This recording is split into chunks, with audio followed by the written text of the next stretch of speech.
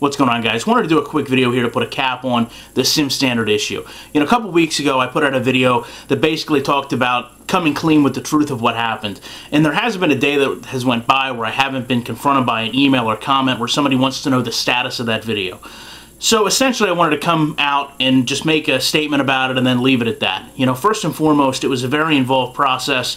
There was a lot of things I don't even think people at the Sim Standard knew that happened throughout the process, which meant I had to go back through a lot of emails, recant a lot of conversations, and basically gather a lot of information. And the more I did that, the less desire I had to put out the video.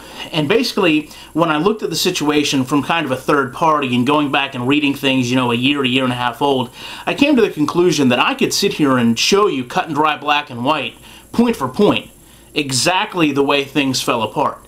But if you don't put credibility to my words, if you don't trust me, it doesn't matter. And in the world of YouTube, that's really all we have. So the conclusion I came to is there's nothing I can do to hurt the credibility of the Sim Standard more than the people on the channel right now do.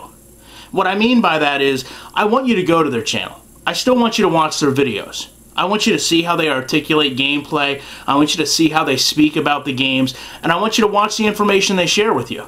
And if you feel that they're not being unbiased, if you feel they're not being credible, then that's all you have to do in terms of making an assumption for yourself as to who is going to provide you the best information about a product.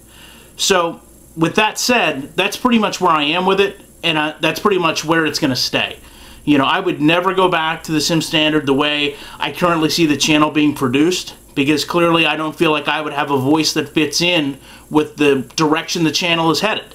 I'm going to continue to make videos, multiple, on a weekly basis, that I feel show the changes that need to be made in the game. And if EA doesn't want to have any part of that, if EA thinks that's being negative, and EA thinks that's not being helpful and creative to them in terms of making a better product, then I can't help that.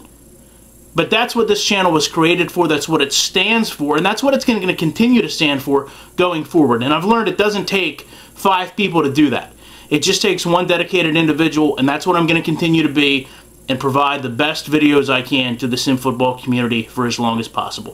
Thank you guys for watching this. I hope it wasn't too dramatic for those that hate the dramatics, and I hope it wasn't too anticlimactic for the ones that do. I will be obviously back in the week with more videos, and I will talk to you then.